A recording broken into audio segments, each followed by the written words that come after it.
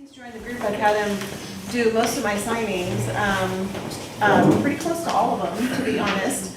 I don't go to my signings ever since COVID because we weren't allowed to during COVID, and so I don't go to all of them. I went to one because the client wanted to come to my office and sign, so I got to sit there while Shane signed and see for myself how great he is, and he's really good. He's really patient, professional, friendly, great balance. He knows his documents, so I feel very, very comfortable, as I have the whole time, having somebody, I feel like, on my team serving my clients. So let's see here. So he's going to talk today about what you need for a notary public, right? Yeah. Some of the things that he's done before: he was a nightclub manager, advertising account executive, sales rep in the following industries: advertising, beer distribution, and software. Beer distribution, right up your alley, right, Marty? Good. What sets him apart is he's accountable and he pays attention to detail. And he does, like, on the spot, last minute. Like last night, we did a signing at the, like, Yep. Hey, can you sign this client in a couple hours? Yeah, no problem. Ideal types of referrals: escrow officers, loan officers, and real estate agents. So, something nobody knows. I won a hot wings eating contest. Wow! Wow! That's pretty cool. Take it away, Shane. How's everybody doing this morning? Fantastic. Great to see everybody.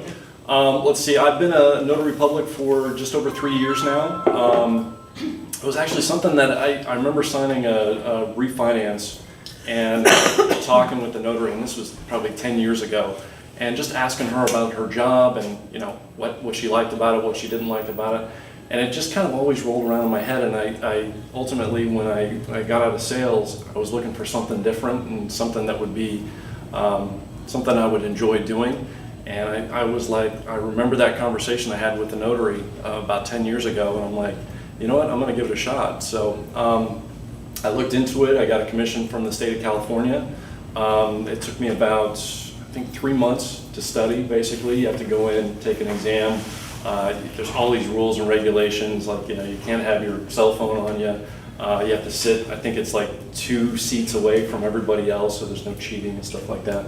But it was a really interesting experience because you learn a little bit about the law, obviously. But I also got an opportunity to learn a lot about real estate too, and so it's really kind of benefited me just going through that career process. One of the things I wanted to mention or talk to you guys about today, if you guys ever need a notary, for whatever reason, you guys could have like a power of attorney document that needs to be signed. In terms of identification, so one thing to remember, down here in the bottom left, what is it, the right-hand corner, there's an issue date. So let's say for whatever reason you haven't renewed your driver's license. As long as the issue date is less than 5 years back, it can still be an acceptable ID for a notary. So just a heads up. So yeah, it's one of those things people forget, you know, once in a while, and they go, oh, that's right, I got to get it renewed. At least you still have the opportunity to use it. So wanted to give you guys a couple other things too. These are probably the 2 most common notification or notarization forms that you will come across. One is called a jurat. With a jurat, basically what you're doing is, and I learned this too, I have the ability to swear in a witness. So like at a deposition, for example. But for a jurat specifically, what you're doing is you're identifying the person with their ID, number one, and then you're actually having them swear to the authenticity or the truthfulness of the statement that they just signed. So that could be anything from, let's say, like a signature and name affidavit.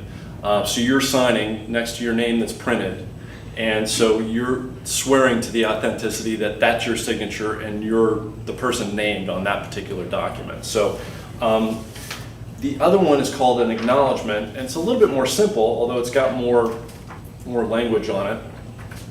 Basically what I'm doing for that is I've witnessed you signing the document, and I've also identified you with your driver's license, let's say, or state ID in some way, shape, or form. The other thing to know about these 2 documents is that, let's say you show up with something that needs to be notarized.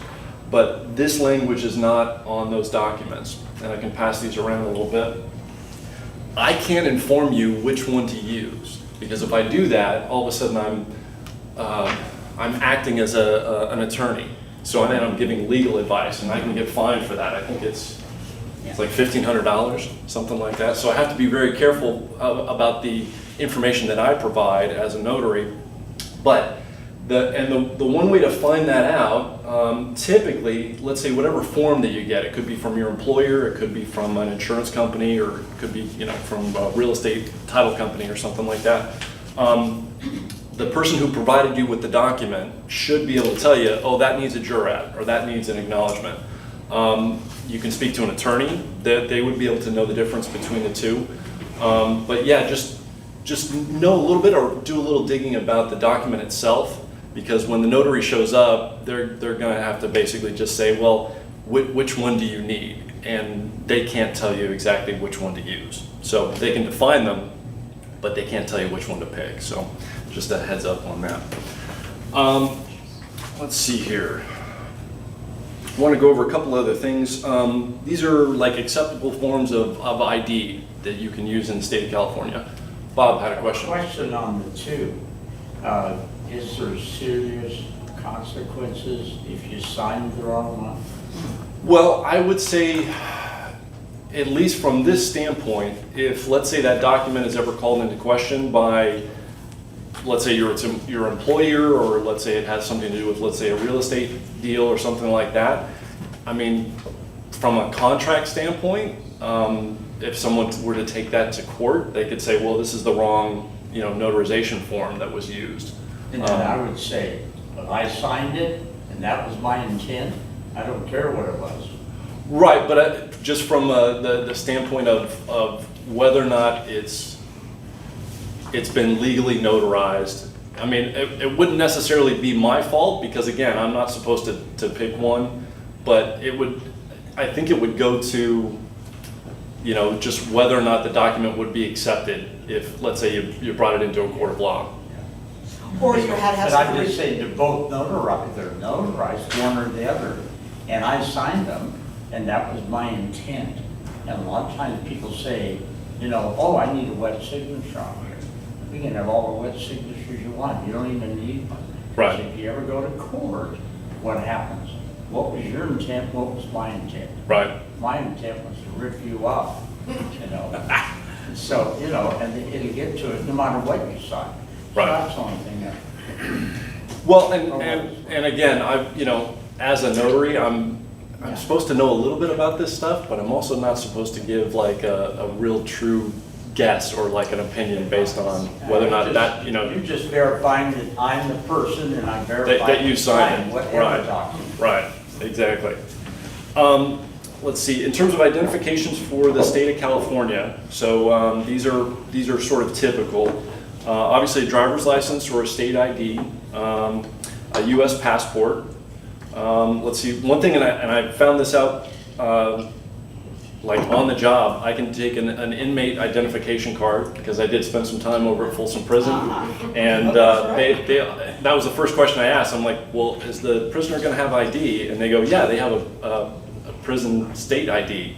And so I contacted the National Notary Association, and they said, absolutely, that's a valid ID. So in case you're ever in prison, you should be okay. Did you say you spent time there? What for? It's just wanted to have it recorded. That's all. I signed a prenuptial agreement. I So there was somebody that was getting married to a prisoner, and we were stuck in there for about 3 hours. So I feel like I've done time at Folsom Prison. Crazy. Let's see here. I can also take a Canadian or Mexican driver's license. So those are the two countries that, I guess because of the proximity, it's acceptable if someone comes in with a Mexican or a Canadian driver's license. A US military ID, a valid foreign passport is acceptable as well.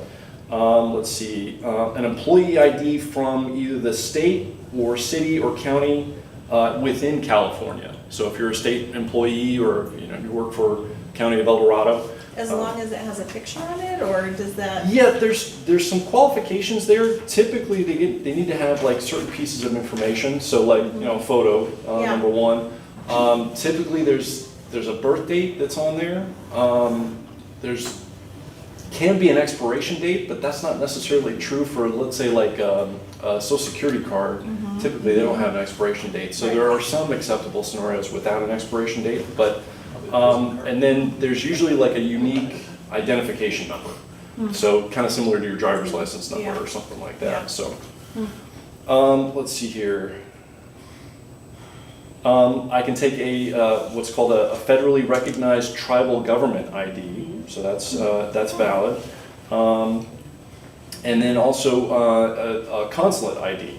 And then the last case scenario, and this is acceptable based on who you're getting the document from, but at least from my standpoint, and I've done this a couple of times, I can take what's called two credible witnesses. And so if you have two friends that are willing to show up with their IDs, and for whatever reason, let's say you got your wallet stolen or you lost your IDs, you don't have anything. I did a signing for a woman that lives up kind of near Lotus, and she's pretty much off the grid, and she had no IDs, and they cleared that with the title company. And so she had two friends show up with their IDs, so I took their IDs, had them sign my logbook, and then witnessed her signing. But basically, you just need two people to say, yes, this is Marco, or this is Rick. So, so in a pinch, you can do that, but again, make sure and clear that with whoever the agency is or company is that you're getting the documentation from.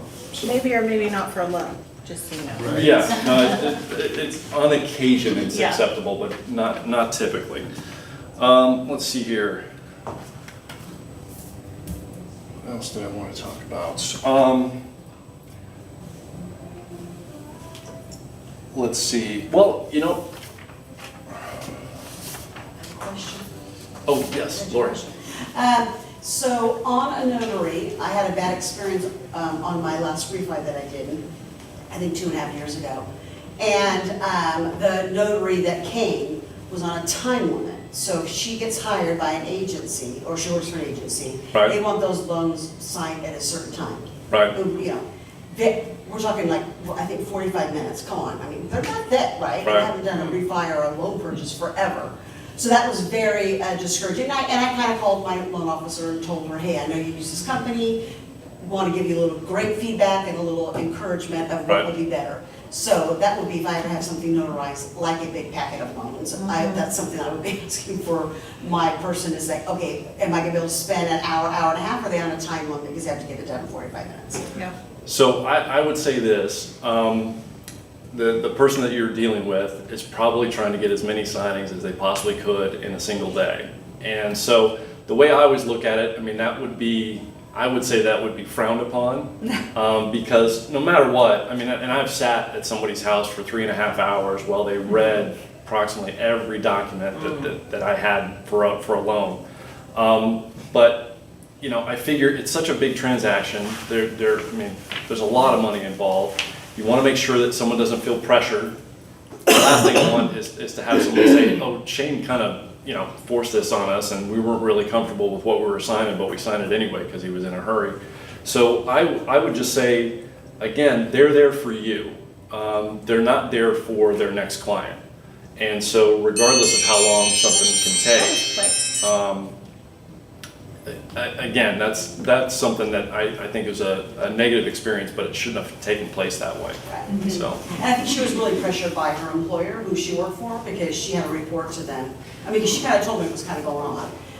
To see, I don't know if she was a newer notary, she was a little young, to see if she's going to be a fit, because they could use her and be beneficial. If Right. I'm going to call on you a lot, Shane, because you can do them in an hour. But if I have Lori French here talking too much and she's doing 3.5-hour signings, I don't think I would be chosen as much, right? Right. So there's some, yeah. The one thing too is, even from an advertising standpoint, like, you're not supposed to just sort of quote, "Hey, I can do a refinance in 30 minutes." You're legally not supposed to do that, because just like anything, there can always be complications. People can take a little longer to sign something. They might want to read something in particular. And occasionally you have to make phone calls because, like, the numbers might not add up. There might be something wrong with the settlement statement. Right. So, Yeah, you're really supposed to be there specifically for the client. I know they want you to be on time no matter what, and I just always look at it, you want to communicate with everybody. So if I have I had a signing last night before Paula's signing, and it went longer than I expected, and I communicated with her clients and just said, hey, look, I apologize. I'm way out in Roseville right now. I got to meet you guys down in West Sacramento. I know I was supposed to be there at 8 o'clock, but the signing that I'm doing right now is just taking a little extra time, and they were totally comfortable with that. And I gave them a heads up in advance. So that would be how I would handle something like that, is just communication. But you certainly don't want to pressure somebody into signing off on something, so. Very good. Gene, Yes. 30 seconds.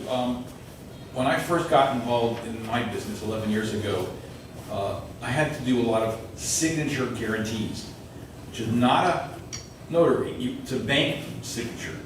So I don't know why that's not done. It's probably because of DocuSign. So now, because everything's on DocuSign, somebody else certifies that that's authentic. But I used to have to go to the bank with my clients often and get a signature guarantee, because the bank could guarantee that's who that was. So we didn't have to go into the level of getting a notary. Okay. You know what that is. So anyway, it's just funny, I haven't had one in years now. Well, and I know they've recently come out with, and not every state accepts it, at some point they probably will, but they have what's called RON, so which is remote online notarization. And so if you're in another country, or let's say you're on vacation or something like that, you can sign a document digitally. The notary can view your identification and then notarize the documents as you sign them or click through. So they're starting to have the ability to do this stuff remote, as opposed to just sitting across from a table from each other. And that was the big thing. It's like, I have to physically be in the same room with you, which even with COVID, that presented some problems. I mean, they even described scenarios where people are handing docs out their window and then passing them back and then signing off on stuff. So just as long as you're in the same physical space, you can actually visibly see a person signing. But so yeah, I mean, sooner or later, like, I think when every state recognizes the electronic signature and notarization component, it's gonna be here sooner or later, so. All right, I think that's it. Any other questions?